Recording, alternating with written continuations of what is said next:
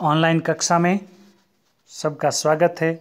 कक्षा 9वीं, विषय सामाजिक विज्ञान, पाठ 1, भारत, आकार और स्थिति, चैप्टर 2।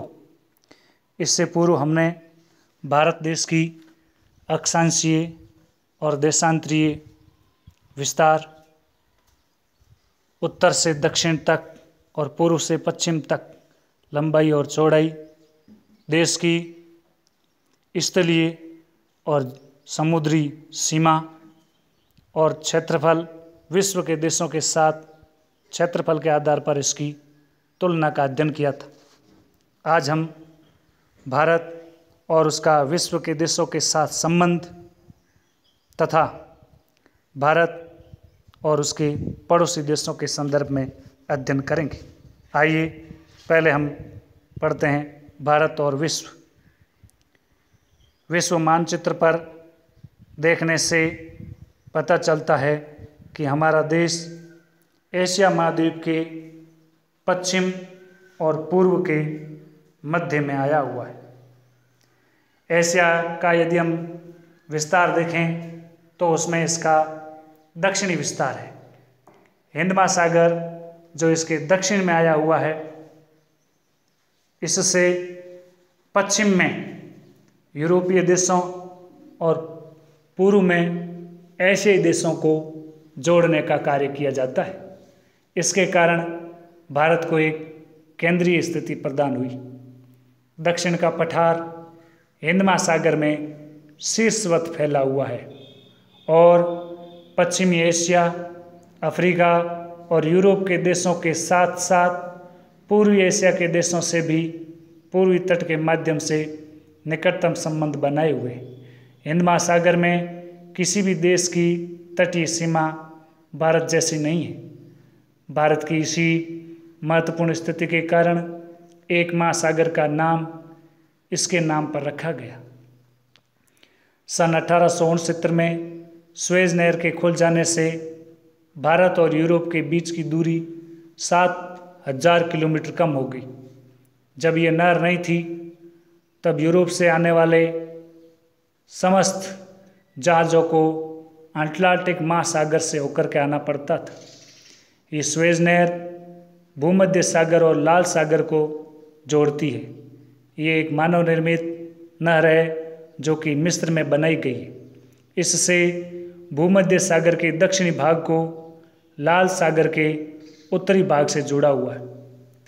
यदि हम भारत का विश्व के देशों के साथ संपर्क देखें तो ये युगों पुराना है, परंतु ये संबंध समुद्री जल मार्गों की तुलना में भूभागों से होकर के था।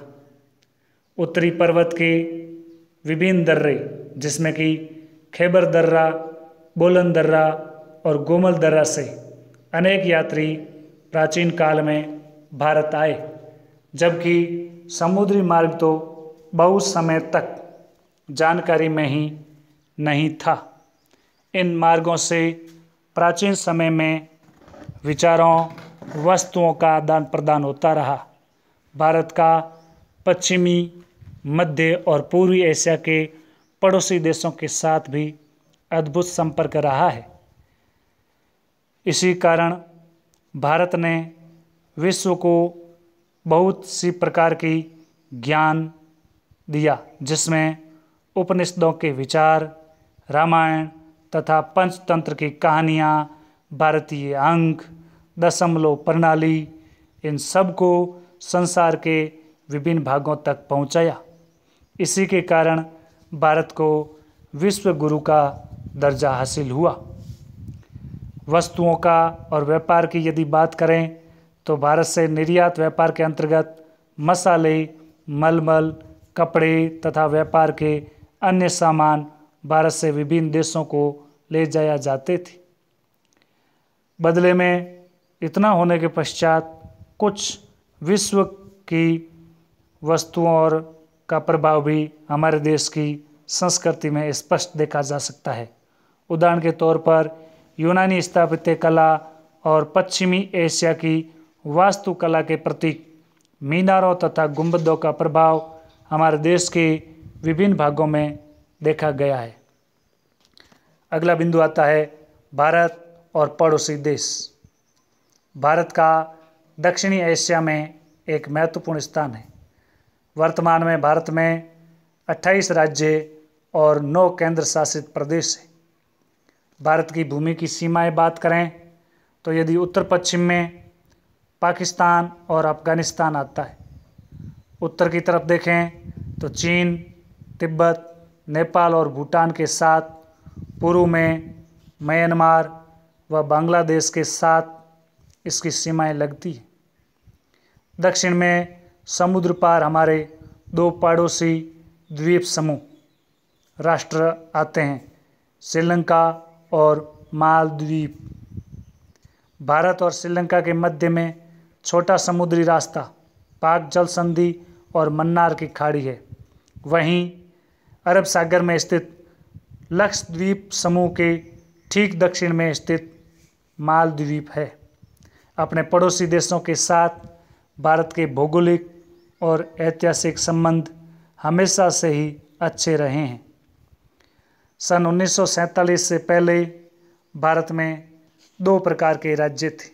आज जो हम देख रहे हैं वह स्थिति 1947 से पहले भिन्न प्रकार की थी। एक को प्रांत और दूसरे को रियासत कहा जाता था। अंग्रेज सरकार द्वारा नियुक्त सर्वोच्च अधिकारी, जो कि भारत में वायसराय कहलाता था, उसके द्वारा नियुक्त अंग्रेज अधिकारी प्रांतों पर शासन करते थे। रियासतों का शासन स्थानीय शासकों के द्वारा पैतृकता के आधार पर अंग्रेजी शासकों की प्रभुसत्ता को मान करके किया जाता था।